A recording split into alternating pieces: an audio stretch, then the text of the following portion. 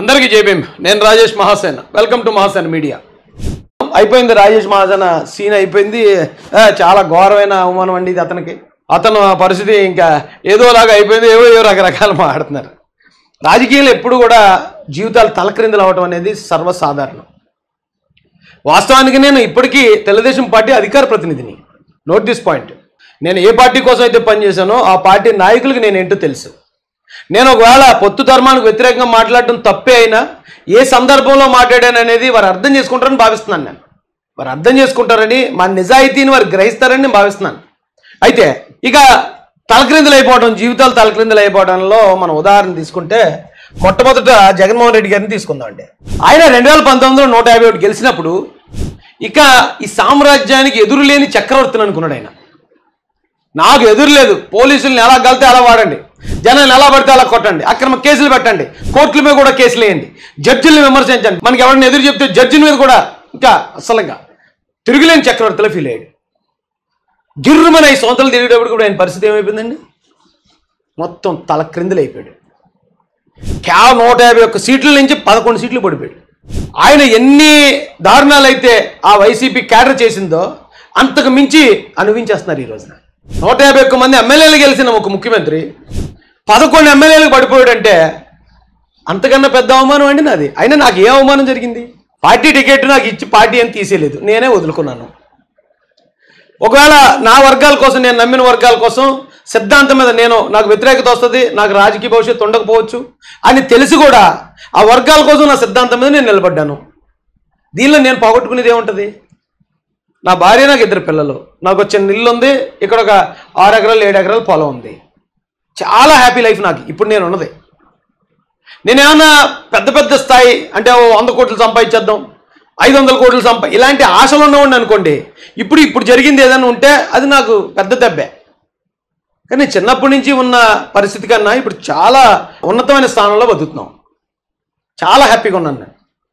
అయ్యా, next megastar Chiranjeevi గారు నాకు బాగా నచ్చిన వ్యక్తి.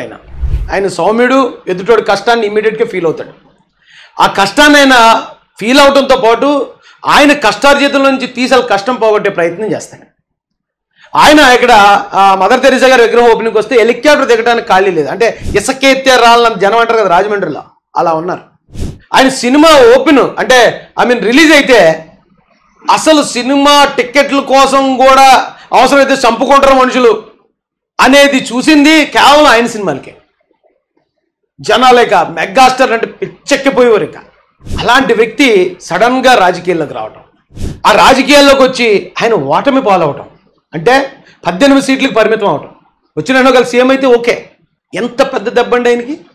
ఆ 18 సీట్లకే పరిమితమైన మెగాస్టార్ చిరంజీవి గారు అప్పటికే ఆయన విపరీతంగా ఆయన మీద టార్గెట్ మొదలెట్టారు జనం. అప్పుడు దాకా ఎవరైతే మెగాస్టార్ అని నడిచారో ఆయన ఎప్పుడైతే ఓటమి పాలయ్యాడో టికెట్లు అమ్ముకున్నారు, టికెట్లకు డబ్బులు తీసుకున్నారు, అలా అమ్మేసుకున్నాడు, ఇలాగ అమ్మేసుకున్నాడు, రకరకాల విమర్శలు అండి ఆయన్ని. ఇక అవన్నీ తట్టుకోలేని సౌమ్యుడు చిరంజీవి గారు ఉద్రబాబు అనేసి కాంగ్రెస్ పార్టీలో విలీనం చేశారు ప్రజారాజ్యాన్ని. అప్పుడు ఊరుకున్నారు జనం. పార్టీని అమ్మేసుకున్నాడు, పార్టీని గంపకొత్తగా కాపులందరినీ అమ్మేశాడు, పార్టీని అలాగే ఘోరాతి ఘోరమైన మాటలు మాట్లాడారండి ఆయన. పాపం అప్పుడు దాకా ఆయన చేసిన సేవలు మర్చిపోయారు. ఆయన ప్రజల కోసం ఈ తుఫాన్లోనో భూకంపాల్లోనో వేరే ఆయన చేసిన ప్రతిదీ మర్చిపోయారు. ఆయన ఒక మెగాస్టార్ అనే విషయం మర్చిపోయారు. ఆయన టికెట్ల కోసం మనం లైన్లో నిలబడి కొట్టుకుంటాం అనే విషయం మర్చిపోయారు. చిరంజీవి గారు ఎక్కడన్నా కనపడితే జనాలు తండోపతండాలు వేలాదిగా వస్తున్నారనే విషయం మర్చిపోయారు.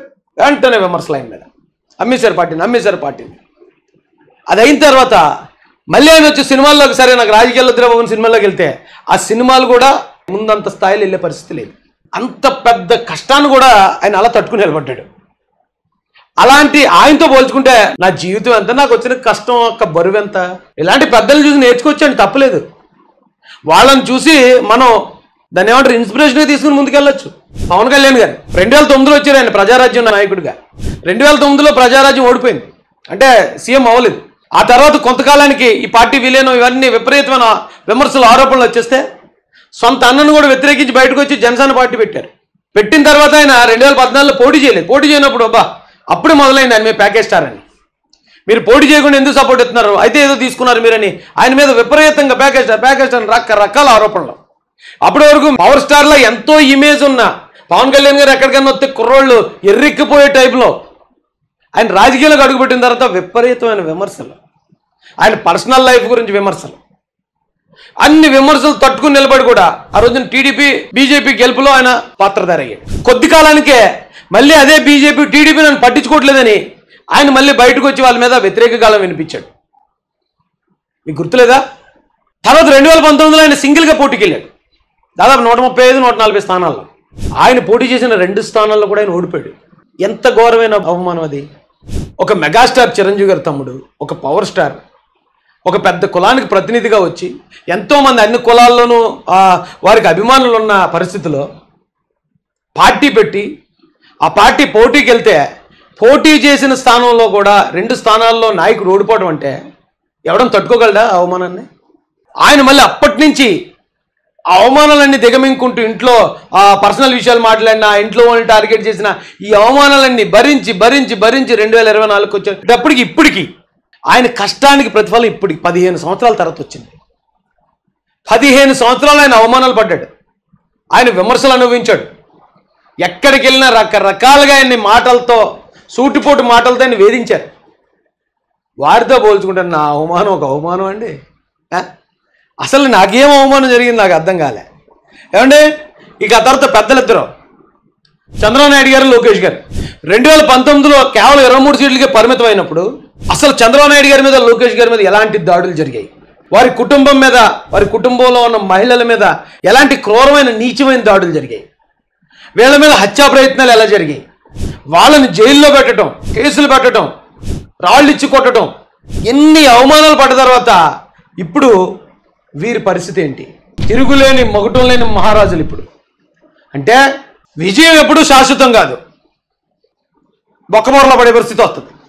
అపజయం, అవమానాలు కూడా శాశ్వతం కాదు, జెండా ఎగరేసే టైం వస్తుంది. ప్రతి ఒక్కరికి టైం వస్తుంది. ప్రతి ఒక్కరి జీవితంలో తప్పు చేయకపోయినా మాటలు పడే టైం వస్తుంది. దానికి మనం తిరిగి సమాధానం చెప్పే టైం కూడా వస్తుంది. ప్రతి ఒక్కరికి జరిగేది ఇది. అంటే ఎంత చెట్టుకు అంత కాలన్నట్టు ఆయా వ్యక్తుల పరిమితిని బట్టి వాళ్ళకు వచ్చే విజయం, అపజయం అనేది ఆధారపడి ఉంటుంది. ఇది గమనించాలి. అది వదిలేసి ఇప్పుడు నేను ఎలా మాట్లాడినా విమర్శించే వాళ్ళు ఉంటారు, నేను కాదంట్లే.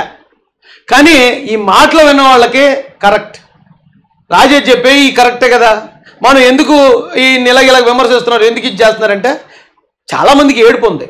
అది మావోడనో బయటోడనో చెప్పట్లే, అందరిలోనూ చాలా మందిలో ఉంది. ఇప్పుడు గతంలో కూడా జగన్మోహన్ రెడ్డి గారు గెలిచినప్పుడు రాజేష్ ఏదైనా పెద్ద స్థాయికి వెళ్ళిపోతాడేమో అప్పుడు ఏడ్చిన వాళ్ళు అప్పుడు ఏడ్చారు. ఇప్పుడు చంద్రబాబు నాయుడు గారు గవర్నమెంట్ ఫామ్ అవటం, కూటమి గవర్నమెంట్ రావటం, ఆ పార్టీలు నేను అధికార ప్రతినిధిగా ఉండటం, ఓకే ఆ ఎమ్మెల్యే సీట్ అంటే పోయింది, కానీ అది రాజేష్ తనకు తానే వదిలేశాడు.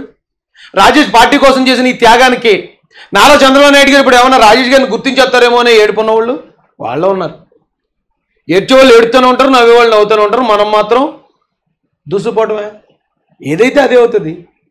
మన ఎక్స్పెక్టేషన్ ఎప్పుడు లీస్ట్లోనే ఉన్నప్పుడు ఏది వచ్చినా, ఏ నిర్ణయం వచ్చినా హ్యాపీగానే ఫీల్ అవుతాం కదా.